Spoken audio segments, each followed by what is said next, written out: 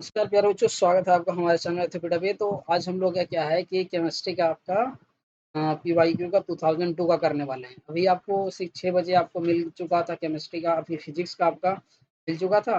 तो अभी हम लोग के पास समय कम है, तो क्या करने वाले हैं, जल्दी से जल्दी हम लोग पीवाईक्यू क्वेश्चंस को खत्म करेंगे ताकि आपका ये जो है आपको एक दिन में ही मिलता जाए। मैथ्स का आपको सुबह में कोशिश करेंगे कि मिल जाएगा, और फिजिक्स केमिस्ट्री आपको शाम में 6 बजे और 7 बजे आपको मिल जाएगा।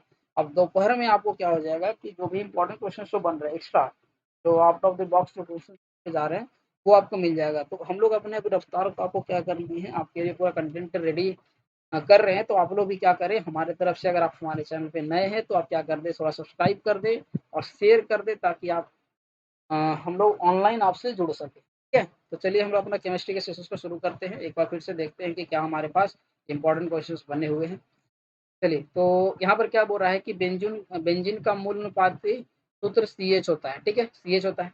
यदि N का मान 6 हो तो बेंजीन का अनुसूत्र क्या होगा? तो ये आपका रटा रटाया है, C6H6 होता है। ठीक है, C6H6 आपका होता है। आंसर नंबर सी जो होगा आपका सही। और अगर इसका स्ट्रक्चर की बात किया जाए तो इसका स्ट्रक्चर देखो इस तरह करके होता है। डबल बॉन्ड क्या होता है, हम लोग का अल्टरनेट होता है। ठीक है, तो ऑप्शन नंबर क्या हो जाएगा आपका सी। आगे बढ़ते हैं, देखते हैं। बोला निम्नलिखित में से निम्नलिखित तत्वों में से कौन सा धातु नहीं है? अब इसमें से बोल रहा है कि कौन सा धातु नहीं है, टीन, आर्सेनिक, टंगस्टन या फिर यूरेनियम। इसमें जो बोल रहा है कि आपका कौन सा धातु नहीं है, तो ऑप्शन नंबर बी जो होगा आपका आर्सेनिक जो हो जाएगा, ये आपका सही आंसर है, क्योंकि ये एक क्या है, धातु नहीं है। तो ऑप्शन नंबर बी। टंगस्टन तो होता ही है, यूरेनियम तो आपका रेडियो एक्टिव एलिमेंट है, और टीन तो हम लोग यूज ही करते हैं बहुत सारे एलिमेंट। आगे बढ़ते हैं। इलेक्ट्रॉन विन्यास में तीसरे कोष में रहने वाले इलेक्ट्रॉन की अधिकतम संख्या क्या होगी?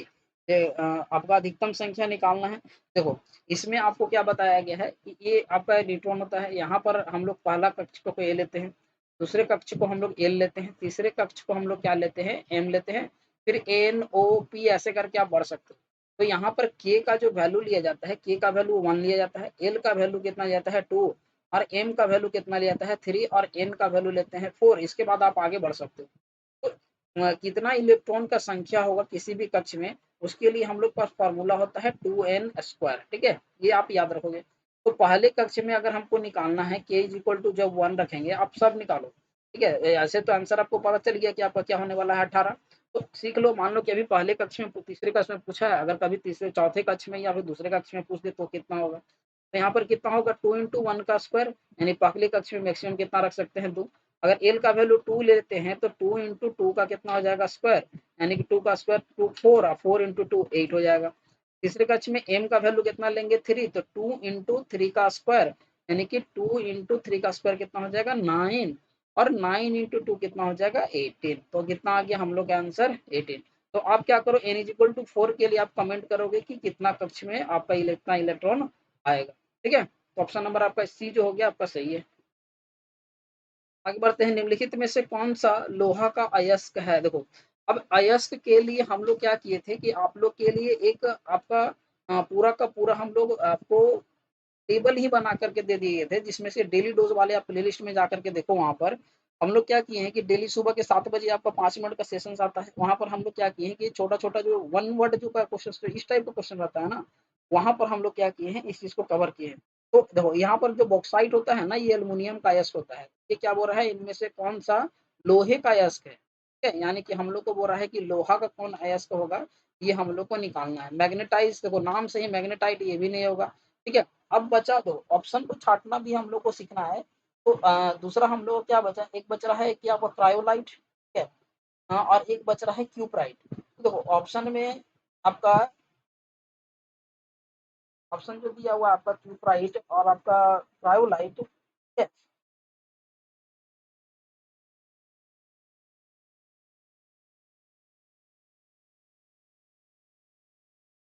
ये आपका क्या हो जाएगा, मैग्नेटाइट। ठीक है, ये ऑप्शन नंबर बी जो हो जाएगा आपका सही है।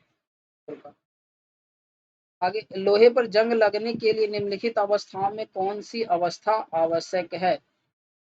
तो बोल रहा है कि वायु और जल दोनों की आवश्यकता होती है। वायु की उपस्थिति परंतु जल की उपस्थिति नहीं, जल की उपस्थिति परंतु वायु की उपस्थिति नहीं, जल और वायु दोनों की अनुपस्थिति नहीं, यानी कि दोनों की उपस्थिति होगा तभी क्या हो सकता है, उसमें जंग लग सकता है। तो जो 35 होगा ये जो आपका 5 नंबर क्वेश्चन है, देखो ये 90 क्वेश्चंस को हम लोग पास सजाया गया था, ठीक है। तो हम लोग इसको पार्ट बाय पार्ट कर रहे हैं, तो क्वेश्चन नंबर 5 का आंसर जो हो जाएगा आपका, ये जो हो जाएगा सही है।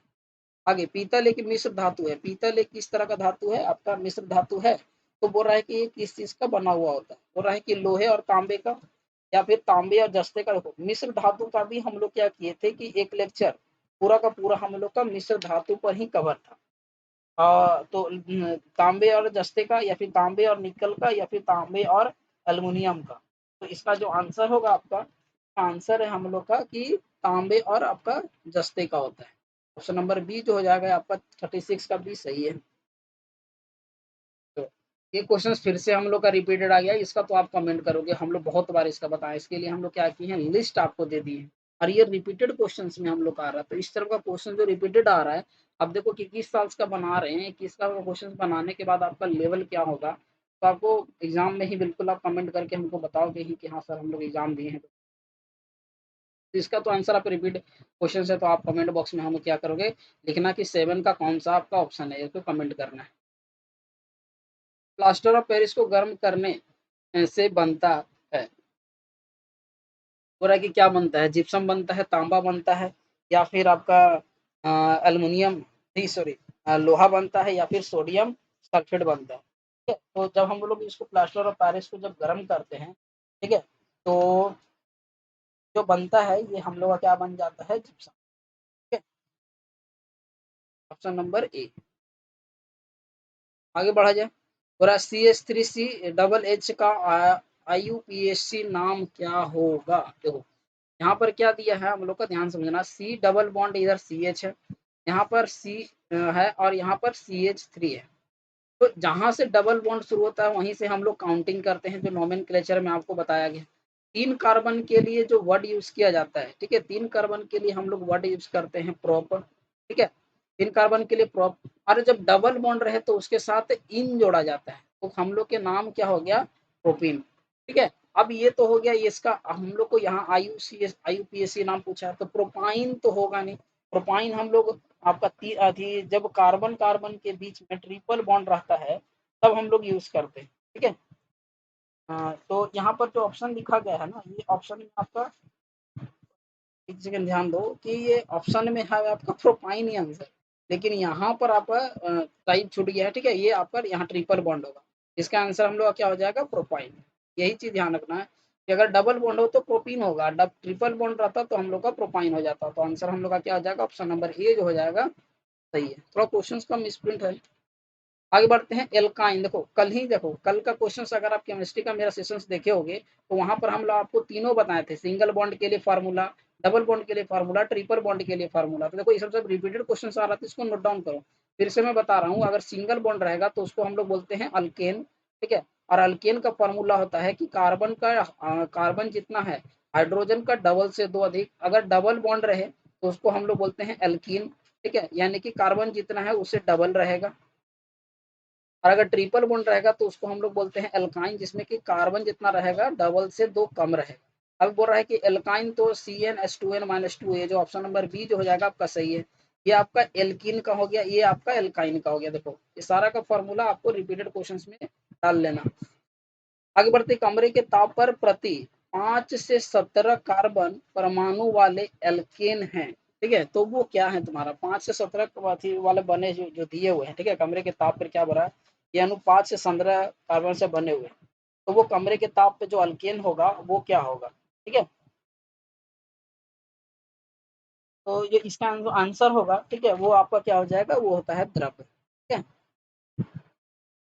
वो आपका क्या हो जाएगा, द्रव, ऑप्शन नंबर बी।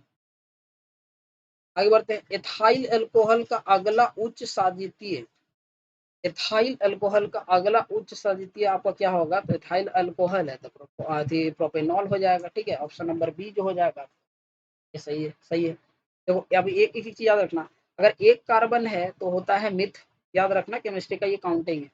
2 कार्बन के लिए हम लोग यूज करते हैं, ठीक है, इथ। 3 कार्बन जब रहता है और तो उसको बोलते हैं प्रोप। 4 कार्बन के लिए जब कार्बन कार्बन 4 गो रहेगा तो उसको हम लोग बोलते हैं ब्यूट। 5 कार्बन के लिए हम लोग बोलते हैं पेंट। 6 कार्बन के लिए बोलते हैं हेक्स। 7 कार्बन के लिए बोलते हैं सेप्ट। 8 कार्बन के लिए बोला जाता है ऑक्ट, ठीक है। 9 कार्बन के लिए बोलता है नॉन, और 10 कार्बन जब रहे तो उसको बोलते हैं डेक, ठीक है। और फिर 1 डेक 2 डेक ऐसे करके एग्जाम्पल में आता है। उसके बाद आप सफिक्स में ऐड करना नोमेनक्लेचर जब आपको कंटिन्यू जब हम लोग पढ़ाएंगे तो वहां पर आपको नेमिंग आराम से आपको बता दिया जाएगा। तो अभी एथाइल अल्कोहल का दूसरा आपका क्या हो जाता है, प्रोपेनॉल। आगे बढ़ते हैं, देखो एसिटिक अम्ल का आईयूपीएसी नेम क्या बोला है, एसिटिक अम्ल का आईयूपीएसी नेम आपका ब्यूटेनिक अम्ल होता है, या तो फिर आपका प्रोपेनोइक होता है, या फिर एथेनोइक अम्ल होता है, या तो फिर मेथेनोइक अम्ल होता है। तो मेथेनोइक तो होगा नहीं, ठीक है, ये हम लोग का क्या हो जाता है, एथेनोइक अम्ल होता है, ठीक है,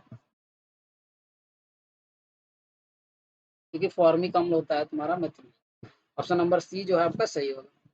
आगे बढ़ते हैं, निम्नलिखित में से कौन सा विस्थापन अभिक्रिया नहीं है। विस्थापन अभिक्रिया हम आप लोग को क्या बताए थे कि जो मोर रिएक्टिव एलिमेंट है वो लेस रिएक्टिव एलिमेंट को क्या करेगा, हटा देगा। तो यहाँ देखो, यहाँ कॉपर है, यहाँ जिंक है, यहाँ कॉपर है, ये तो ठीक है, विस्थापन अभिक्रिया दिख रहा है। यहाँ देखते हैं, ये होगा नहीं, ये नहीं आता है, ये आपका ये इसको भी हटा देगा, ठीक है, आपका आयरन जो है, और ये आपका CuH2। तो हम लोग को यहाँ पर क्या बोल रहा है कि विस्थापन अभिक्रिया नहीं है। वर्ड देखो यहाँ पर क्या समझना, ये तो है आपका विस्थापन अभिक्रिया, ये भी है आपका, ये भी है, लेकिन ये नहीं होगा क्योंकि कॉपर जो होता है ये ज्यादा पावरफुल होता है एजी से, ठीक है, सिल्वर से। तो सिल्वर में इतना पावर नहीं है कि ये क्या कर सके, देख सके। ये भी आपका दे देगा, ठीक है, ये भी आपका दे देगा CuH2, ये आपका नहीं होगा। ऑप्शन नंबर डी जो होगा आपका सही है। ऑप्शन पढ़ने में अगर गड़बड़ हो गया फिर आप लोग को दिक्कत हो सकता है। तो 14 का डी हम यहाँ पर नहीं होगा, ये बोल रहा है, तीनों का तीनों विस्थापन अभिक्रिया है। आगे बढ़ते, आवर्त सारणी में आवर्तों की संख्या कितनी होती है, बोल रहा है कि 2 होता है, 18 होता है, 17 होता है, या फिर 18 होता है। तो आवर्त सारणी में जो आवर्तों की संख्या जो होती है, ठीक है, आवर्तों की संख्या जो होती है, ये तो आप बिल्कुल कमेंट करें क्योंकि कुछ है ही नहीं, ठीक है। आवर कितना होगा, वर्ग कितना होगा, ठीक है, ग्रुप नंबर, पीरियड नंबर, ये सब सब आपको क्या होना चाहिए, पता होना चाहिए कि कितना होगा, ठीक है। तो ये सब आप आवर सारणी से आप कमेंट कर सकते हो, इतना हम आपको बता देंगे कि इस तरह से रहता है बना हुआ, ठीक है। इधर में आपका 1 से 8 तक बना हुआ रहता है, इधर में आपका 1 से 7 तक बना। तो आप समझा, अब समझ चुके हो कि आपका कौन सा आंसर होगा, इतना आपको हिंट दे दिया गया है। ये 1 से 18 तक होता है ऐसे करके, ठीक है, और ये ऐसे करके होता है 1 से 7 तक। तो आप बिल्कुल बताओगे आवर्त कितना होता है, और मेरे हिसाब से एक और भी बताओगे कि वर्ग कितना होता है। ये कुछ कुछ क्वेश्चन जो है आपको कमेंट करना है सर्च करके, ताकि आप लोग का रिवीजन हो सके क्वेश्चन। आगे बढ़ते, क्वेश्चन नंबर 60 में बोल रहा है कि इथाइल अल्कोहल में विरंजक चूर्ण के साथ मिश्रित कर गर्म करने पर क्या बनता है, ठीक है, गर्म करने पर क्या बनता है। तो देखो हम लोग के पास क्या है, इथाइल अल्कोहल। इथाइल अल्कोहल को अगर हम लोग गर्म करते हैं, इसका अगर मैं रिएक्शन लिखने का बात करूं, जैसे कि COCl, ठीक है, फिर Cl तो प्लस H2O के साथ अगर रिएक्शन कराते हैं तो हम लोग के पास बनता है CuOH होल 2, ठीक है, प्लस का क्लोरीन गैस हम लोग का निकलता है। फिर इसको जब हम लोग रिएक्शन कराएंगे CH3, ठीक है, COCH3 और 3Cl2 के साथ जब इसको अगर रिएक्शन करवाया जाता है तो CCl3 और .CO.CH3 और प्लस यहाँ पर क्या बनता है 3 ऑफ HCl निकलता है। फिर जब इसको जब हम लोग रिएक्शन करवाते हैं, ये वाला चीज को जब रिएक्शन करवाएंगे in the presence of CaOH whole 2, ठीक है, तो यहाँ पर जो बनता है CH3 C डबल बॉन्ड, ठीक है, of whole 2 Ca plus 2CH3CHCl3, ठीक है, तो जिसको हम लोग क्या बोलते हैं, क्लोरोफॉर्म बोला जाता है, ठीक है। तो यहाँ पर इस 16 का आपका कौन सा हो जाएगा, आपका ऑप्शन नंबर डी जो हो जाएगा आपका सही है, क्लोरोफॉर्म बना। तो ये हम लोग का थोड़ा बड़ा रिएक्शन है, जिसको आपको सीधा आप डायरेक्ट यस को याद कर लो, ठीक है, तो फिर इतना रिएक्शन आपको थोड़ी इतना पता रहे। आगे बढ़ते हैं, निम्नलिखित ईंधनों में कौन सा द्रव्य नहीं है। अब यहाँ पर कौन सा द्रव्य नहीं है, बोला मिट्टी का तेल, डीजल, द्रवित पेट्रोलियम गैस, या फिर द्रवित हाइड्रोजन। अब बोल रहा है कि द्रव्य नहीं है, इसमें से पूछा जा रहा है आपको द्रव्य नहीं है, ये ध्यान रखना। जो नहीं वाला वर्ड जो पूछा जाता है ना, इस क्वेश्चन से हम लोग को क्या करना है बच्चे, यहाँ पर हम लोग को पता चल नहीं पाता, हम उससे गलत हो जाता है। तो ये सारा चीज तो मिट्टी का तेल लिक्विड है, डीजल लिक्विड है, ये तो लिक्विड पेट्रोलियम गैस तो हम लोग यूज करते हैं। तो द्रवित गैस, द्रवित हाइड्रोजन नहीं है, तो ऑप्शन नंबर डी जो हो जाएगा आपका सही हो जाएगा। निम्नलिखित में से कौन सा प्राकृतिक ईंधन है? देखो प्राकृतिक ईंधन है तो पेट्रोलियम है, ठीक है। अब कोयला गैस है। अब यहाँ बचा जल गैस और चारकोल। अब इसी दोनों में हम लोग का क्या हो जाएगा कि ऑप्शन हम लोग का है कि कौन सा हो जाएगा, क्या? तो इसका जो क्वेश्चन का आंसर है ये आपका क्या हो जाएगा, बोल रहा है कि निम्नलिखित में से कौन सा प्राकृतिक ईंधन है, तो आंसर आपको क्या हो जाएगा, ईंधन है पेट्रोलियम। ऑप्शन नंबर बी हो जाएगा आपका सही आंसर। प्राकृतिक ईंधन के बारे में बोला जा रहा है। आगे, बायोगैस किस चीज का मिश्रण है? बोल रहा है कि हाइड्रोजन, मीथेन, कार्बन डाइऑक्साइड और हाइड्रोजन सल्फाइड का, या फिर कार्बन हाइड्रोजन का, या फिर कार्बन नाइट्रोजन हाइड्रोजन और सल्फाइड का, नहीं तो ऑप्शन डी क्लोरीन हाइड्रोजन और ऑक्सीजन का। तो जो बायोगैस जो उत्पन्न होता है, ठीक है, वो किसका मिश्रण है, तो आपका इस चीज का ऑप्शन नंबर ए हो जाएगा। इतना सारा चीज है आपने इसमें, ऑप्शन नंबर ए। तो थोड़ा सा आप दिमाग से भी इसका आंसर क्या कर सकते हो, लगा सकते हो, इतना कोई बड़ी बात नहीं है इसमें कुछ। आगे बढ़ते हैं। लकड़ी के कोयले बनने की धीमी रासायनिक प्रक्रिया क्या कहलाती है? अवकरण, ऑक्सीकरण, आशोवन या फिर कार्बनीकरण। तो ऑप्शन से आप पता लगा सकते हो कि इसका आंसर क्या होता है। इसको हम लोग बोलते हैं कार्बनीकरण, ठीक है। ऑप्शन नंबर डी, डी जो हो जाएगा आपका 20 का सही आंसर। आगे बढ़ते हैं। कोयले की निम्नलिखित प्रकार किसमें कार्बन की अधिकतम प्रतिशतता होती है? देखो ये कोयले का 4 प्रकार है। अब 4 प्रकार में सबसे खत्म क्वालिटी का जो कोयला होता है वो होता है पीट। अब लिग्नाइट, एंथ्रासाइट और बिटुमिनस। तो जो सबसे अच्छा जो हम लोग कोयले का जो प्रकार मानते हैं, ठीक है, जो कोयले का सबसे अच्छा जो उत्तम माना जाता है वो आपका होता है एंथ्रासाइट। इसमें 90 से 95% तक का कार्बन कंटेंट हम लोग का रहता है। तो ऑप्शन नंबर सी जो हो जाएगा आपका सही है। आगे बढ़ते हैं। पेट्रोल की मांग पूरी करने के लिए पेट्रोलियम के कुछ उच्च क्वथनांक वाले हिस्से को जिस प्रकार पेट्रोलियम द्वारा परिचित किया जाता है वह क्या कहलाता है? और ऑक्सीकरण, भंजन या फिर संदूषण या फिर ज्वलन कहते हैं, ठीक है। तो इसको हम लोग जो 52 नंबर क्वेश्चन का जो आंसर है, ठीक है, तो हम लोग क्या बोलते हैं, भंजन, ठीक है। ये क्या कहलाता है आपका, भंजन कहलाता है। तो ऑप्शन नंबर बी जो होगा आपका सही आंसर। अब ये क्या है कि अभिक्रिया कार्बन प्लस ऑक्सीजन को जब मिलाते हैं तो ये क्या बना, CO2 और प्लस का 382 किलो जूल ऑफ कार्बन का उष्मीय मान क्या होगा? बोल रहा है कि कार्बन का उष्मीय मान हम लोग को निकालने के लिए दे दिया गया है। किस तरह से निकालेंगे, तो देखो हम लोग क्या देखें कि जब कार्बन को जब ऑक्सीजन के साथ रिएक्शन करवाते हैं तो हम लोग क्या बनता है, CO2 प्लस 384 किलो जूल का क्या कर रहा है, एनर्जी निकाल रहा है। तो हम लोग क्या जाने कि 12 ग्राम अगर हम लोग को कार्बन मिलता है तो उससे कितना निकल रहा है, 384, क्योंकि कार्बन का कितना होता है, 12 होता है। तो 1 ग्राम में हम लोग का कितना निकल जाएगा, 384/12। तो इसको जब काटेंगे तो 12 या 36 और फिर आपका कितना हो जाता है यहाँ 2, तो 12 दूनी 24, यानी कि 32 किलो जूल हम लोग का निकल रहा है 1 ग्राम में। अतः कार्बन का जो उष्मीय मान होगा, ठीक है, कार्बन का उष्मीय मान हम लोग का कितना हो जाएगा, 32। सीधी बात है, ठीक है। ऑप्शन नंबर बी जो हो जाएगा आपका 23 का 20 सही हो जाएगा।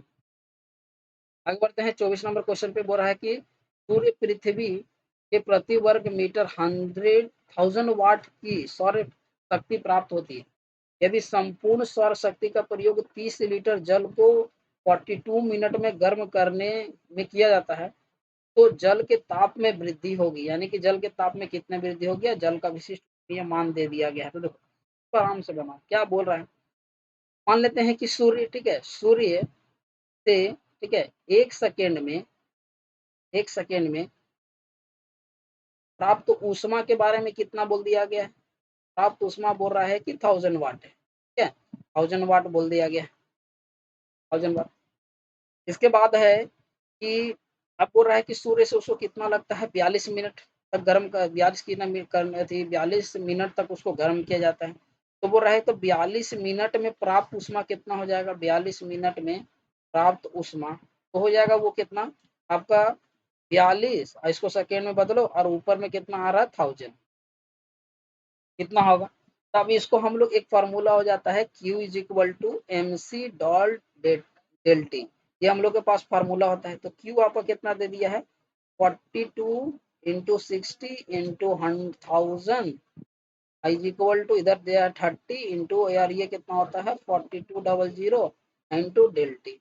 अब जब डेल्टी को जब आप सॉल्व करोगे ना, पूरा सॉल्व करने पर आपका जो डेल्टी आता है वो हमारे पास देखो हम लोग सॉल्व करके रखे हुए। तो इसका आंसर कितना आता है 20 डिग्री सेल्सियस। तो आंसर कितना हो जाएगा 20 degree Celsius. Option number C जो हो जाएगा आपका सही है। 25 नंबर क्वेश्चन पे क्या बोला है कि हाइड्रोजन परमाणु अनुपस्थित मूल कण है। हाइड्रोजन में क्या अनुपस्थित होता है? इलेक्ट्रॉन, प्रोटॉन, न्यूट्रॉन या ये सभी। जो 25 नंबर क्वेश्चन जो होगा, ठीक है, इसमें क्या होता है कि न्यूट्रॉन उसमें नहीं होता है, ठीक है। तो नंबर क्या हो जाएगा? सी आपका सही हो जाएगा 25 नंबर क्वेश्चन का। 26 13/6 कार्बन इलेक्ट्रॉन में न्यूट्रॉन की संख्या कितनी होगी? देखो इस तरह से लिखा गया है आपका 3 और 13 लिखा गया। इसमें बोल रहा है कि इलेक्ट्रॉन और न्यूट्रॉन की संख्या क्या होगा। तो यहाँ पर हम लोग क्या देख रहे हैं कि इलेक्ट्रॉन का संख्या प्रोटॉन की संख्या के बराबर होता है। इलेक्ट्रॉन का संख्या कितना हो गया? 6 हो गया। और न्यूट्रॉन का संख्या निकालने के लिए हम लोग के पास फार्मूला क्या होता है कि द्रव्यमान संख्या में, ठीक है, द्रव्यमान संख्या में हम लोग इलेक्ट्रॉन का संख्या को क्या कर देते हैं? घटा देते हैं, यानी परमाणु संख्या को घटा देते हैं। तो द्रव्यमान कितना दिया है? 13 और माइनस का 6, यानी कितना आ गया? 7 को। ये वाला क्वेश्चन जो रहता है ना, ये क्वेश्चन बहुत बार रिपीटेड किया गया है। अभी रिसेंट में जब क्वेश्चन हम लोग करवाएंगे आपको 4-5 यदि आपका 2002 तो हो ही गया है, तो आपको 10 दिन बाद ही आपको पता चल जाएगा कि किस तरह से आपका क्वेश्चंस को रिपीटेड किया है। अभी तो 2 साल में ही बता क्वेश्चंस बनाए हो, तो उतना आपको पता चल रहा है कि कौन सा क्वेश्चन आप रिपीटेड हो रहा है। अभी ये जो है ये आपका क्वेश्चन से छोड़ा हुआ है, ठीक है। मैं इसका क्वेश्चन का डिटेल इक्वेशन से लिख दे रहा हूँ कि ये डिटेल इक्वेशन इसमें है क्या, दिया हुआ क्या था। देखो ये क्वेश्चन पूछा गया है इस तरह से, थोड़ा एक नाभिकीय अभिक्रिया दिया है U बराबर, ठीक है, यहाँ U का आता है 92 यूरेनियम जिसको लेते हैं और 235 ले जाता है। इसमें बोल रहा है कि एक न्यूट्रॉन के साथ जब हम लोग उसको रिएक्शन करवाते हैं तो यहाँ बेरिलियम बनता है, ठीक है। बेरिलियम जो बन रहा है वो कितना 56 और वो बन रहा है कितना 139 से। प्लस का क्रिप्टन जो बन रहा है, देखो ये क्वेश्चन को हम लोग छोड़ सकते थे, ऐसा नहीं है, लेकिन हम लोग क्या कर रहे हैं कि जो भी क्वेश्चन जिस लेवल का क्वेश्चन है वो सारे लेवल का क्वेश्चन को हम लोग कवर कर रहे हैं। और ये एक्स दिया है तो बोल रहा है कि ऊर्जा की अधिकतम मात्रा कितनी होगी। देखो तो अगर इस समीकरण को अगर हम लोग को संतुलित करना है, अगर इसको समीकरण को संतुलित करेंगे तो एक्स का वैल्यू हम लोग कितना लेना होगा 3, 0 और 1। तब अब इसको जब कनेक्ट करेंगे तो ये हम लोग का देखो भेज जाएगा कितना हो गया यहाँ पर, अब 6 6 12। अच्छा ये तो 92 हो गया। अब इसको जोड़ो, यहाँ पर जब जोड़ते हैं तो 139 और प्लस का आपका कितना हो जाता है 94। तो कितना हो गया 9 4 13, ठीक है। और 9 3 12 और एक 13 और एक एक 2 2 33 हो गया। तो यहाँ पर हम लोग को कितना जरूरत होगा, ठीक है। इसका ऑप्शन तो आपको लिखा ही नहीं गया, ऑप्शन में बता दे रहा हूँ, ठीक है। 3 ये तो हम लोग निकाल ही लिए हैं। अब वो कितना हो गया ये, इसका आंसर यहाँ पर दिया है ऑप्शन नंबर डी में 30n। इतना का हम लोग को क्या होगा जरूरत होगा इसका आंसर। आगे बढ़ते हैं। अधिकतर यूरेनियम जिस द्रव्यमान संख्या में आइसोटोप्स के रूप में पाए जाते हैं वह क्या है? यानी कि ज्यादातर जो यूरेनियम जो पाया जाता है वो किस आइसोटोप्स में पाया जाता है, ठीक है। तो 58 का जो है क्वेश्चन ये देखे हो गया आप, ज्यादातर जो पाया जाता है वो कितना 238 में, ठीक है, उसी का आइसोटोप्स में पाया जाता है। आगे बढ़ते हैं। और 200 मिली जल में कितना यूरिया घुलाया जाए कि विलियम 0.1 मोलर बन जाएगा? ये आपका मोल संख्या से चैप्टर से।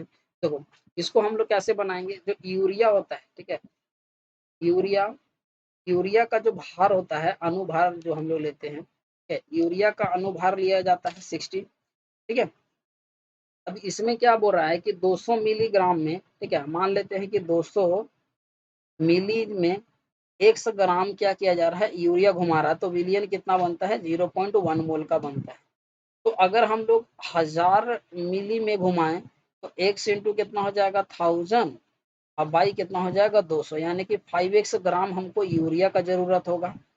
तो मोलरता बराबर अगर हम लोग निकालते हैं, क्या मोलरता बराबर अगर निकाला जाए तो विलायक, ठीक है, विलायक के, ठीक है, 1 लीटर में पहले निकाल लेते हैं 1 लीटर कहाँ, क्योंकि 1 लीटर में पता चल जाएगा हम लोग का। 1 लीटर में पदार्थ की भी सबसे ज्यादा स्टैंडर्ड यूनिट 1 मीटर ही लेते हैं, 1 लीटर लेते हैं। पदार्थ की मात्रा और बटा कितना हो जाएगा आपका उसका अनुभार। तो यहाँ पर हम लोग के लिए कितना आ जा रहा है 0.1, ठीक है, 0.1 और 5x और बाई कितना 60। यहाँ इसे काट देंगे 12 बार में तो x बराबर कितना आ जाएगा 0.1 गुने 12, x बराबर आ जाएगा 1.2 ग्राम। 1.2 ग्राम जो होगा आपका ऑप्शन नंबर ए जो हो जाएगा सही है, ठीक है। आगे बढ़ते हैं, बोल रहा है कि अमोनियम गैस इतना में अणुओं की मोलों की संख्या कितनी होगी? तो देखो, हम लोग क्या जानते हैं कि 6.022 इंटू 10 टू द पावर 23 अणु में 1 मोल ऑफ अमोनिया होता है, 1 मोल ऑफ अमोनिया। यहाँ पर इतना दिया गया है, यानी कि 12.044 इंटू 10 टू द पावर 23। तो इसमें क्या बोलेगा, ये सीधा-सीधा इसको इससे डिवाइड कर दो ना जी। इसमें तो दिमाग ही नहीं लगाना, 6.022 ये 2 बार में कट गया, यानी कि 2 मोल हो जाएगा। आंसर कितना है? 2 मोल। तो ऑप्शन नंबर डी हो जाएगा सही। तो आई होप कि आप लोग केमिस्ट्री के और मैथ्स के केमिस्ट्री और फिजिक्स के सेशंस आप लोग देख रहे हैं, ठीक है। अब जो है हम लोग का तीनों सेशंस लगातार आ जाएगा आप लोग का, ताकि आपका जो रिविजन्स है वो रिविजन का जो रफ्तार है बढ़ जाएगा। और हमारे लिए आप क्या कर सकते हैं कि आप हमारे चैनल पे नए हैं तो एक बार बिल्कुल शेयर कर दीजिए, और वो बच्चे जो इधर उधर घूम रहे हैं वो बिल्कुल हमारे साथ आकर के जुड़े, ताकि हम लोग पूरा पॉलिटेक्निक आप देख सकते हो हमारे प्लेलिस्ट में, जहाँ पर हम लोग पूरा कंप्लीट तैयारी करवाया जा रहा है, पूरा का पूरा कोशिश करवाया जा रहा है डिटेल।